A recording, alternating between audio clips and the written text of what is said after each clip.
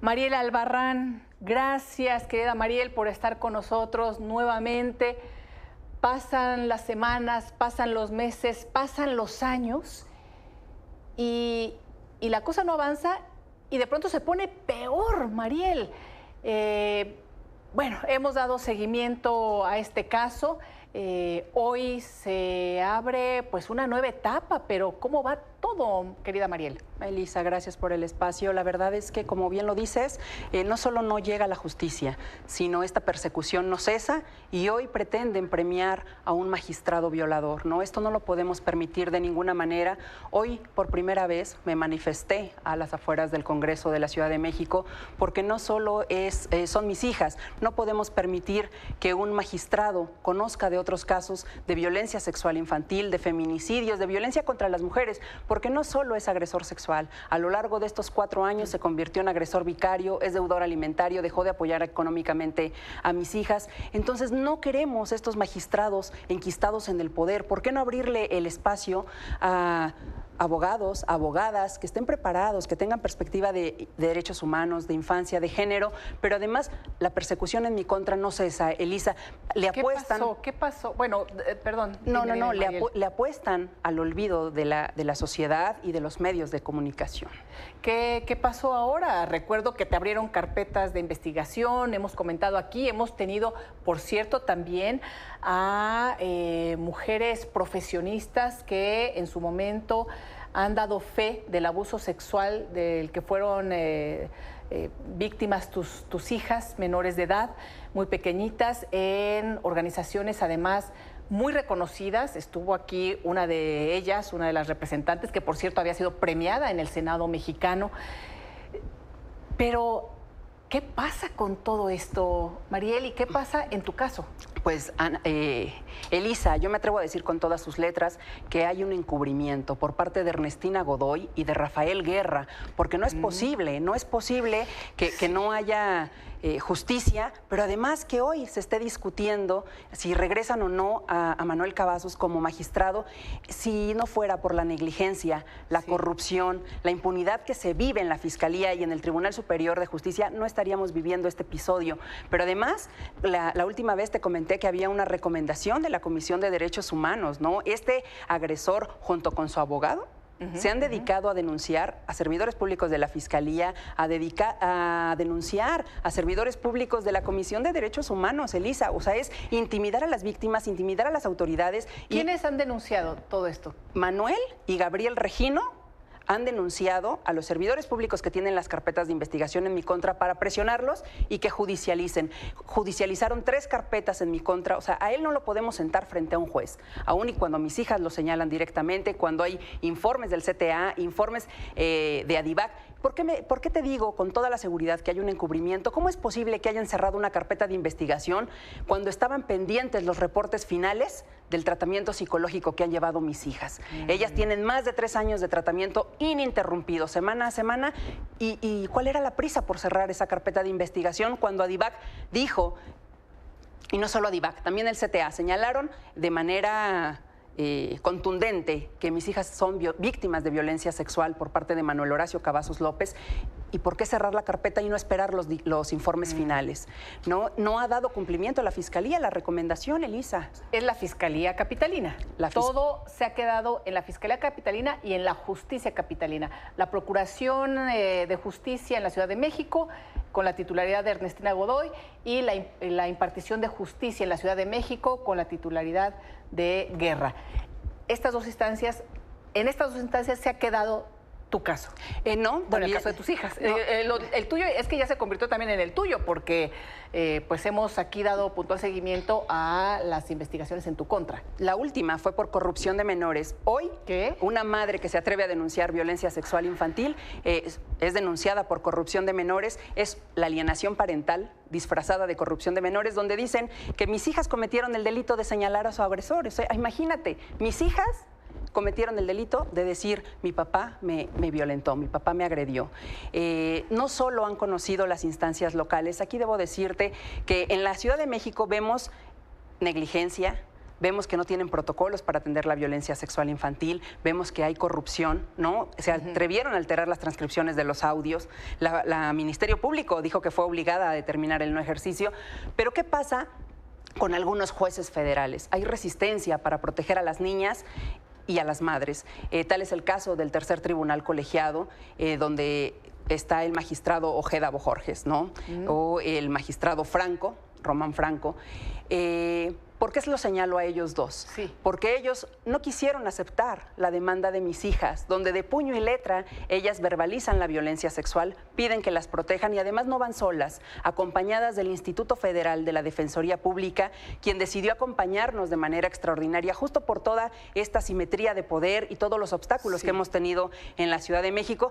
Entonces, tengo un voto particular de 60 hojas donde el magistrado Miguel Ángel Medésigo, congruente con los criterios de la Suprema Corte, congruente con la Corte Interamericana, pide protegerlas, pide observar lo que han establecido estos órganos jurisdiccionales, ¿no? A nivel interamericano incluso, y que las protejamos. Entonces, ¿qué haces, Elisa, cuando un tribunal colegiado está integrado por magistrados, hay que decir, con criterios arcaicos, que se resisten a renovarse? ¿Y qué hace un magistrado con un voto particular? Pues gana la mayoría rancia, ¿no? Sí, porque son 3, ¿no? Así es. Está el tribunal colegiado está conformado por 3. Uno de ellos dijo sí, 2 dijeron no. No, pero es muy importante, Elisa, señalar que Manuel Horacio Cavazos López no tiene ni tendrá jamás una sentencia que diga que es inocente, porque mis hijas han sido contundentes, porque hay múltiples datos de prueba. Con esto te quiero decir que ellos, con sus argucias legales, han impedido siquiera que conozcan el asunto. O sea, bueno, no. Pues es que ya hemos aquí hablado de escándalos de argucias legales en la Ciudad de México para impedir que se conozcan los datos, que se dé seguimiento a los casos. El tuyo es uno de ellos, pero ha habido muchos casos más, ¿cuántos escándalos más?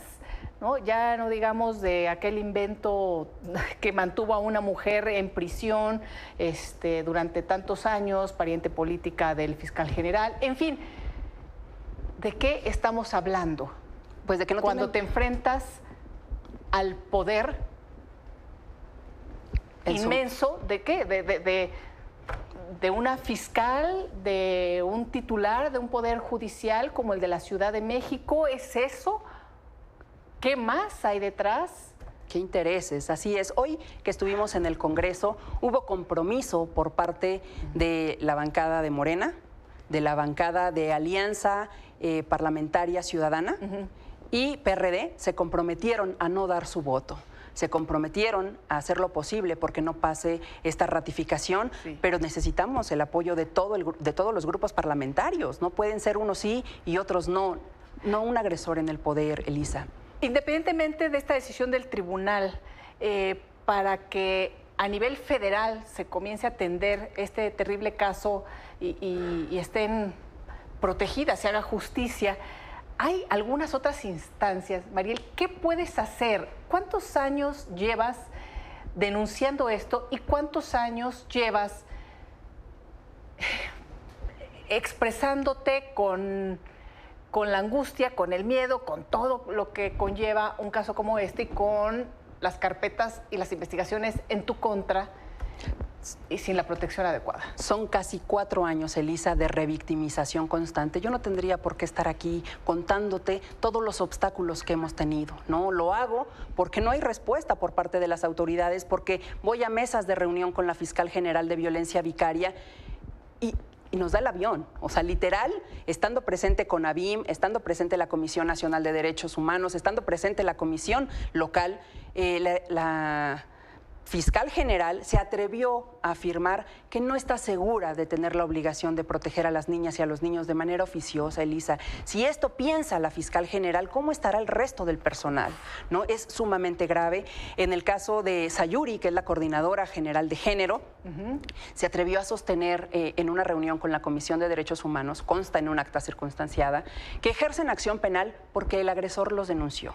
O sea, entonces la línea, el hilo se rompe por lo más delgado y es preferible judicializar, ¿no?, la vida de Mariel. Ahora, ¿qué más ¿Qué se puede más? ¿Qué hacer? sigue? ¿No? Por ahí hay un recurso, ¿no?, en la Suprema Corte. Es importante decir que antes de que resolviera este tribunal colegiado, toqué la puerta, ¿no?, en la Suprema Corte de Justicia de la Nación para que observaran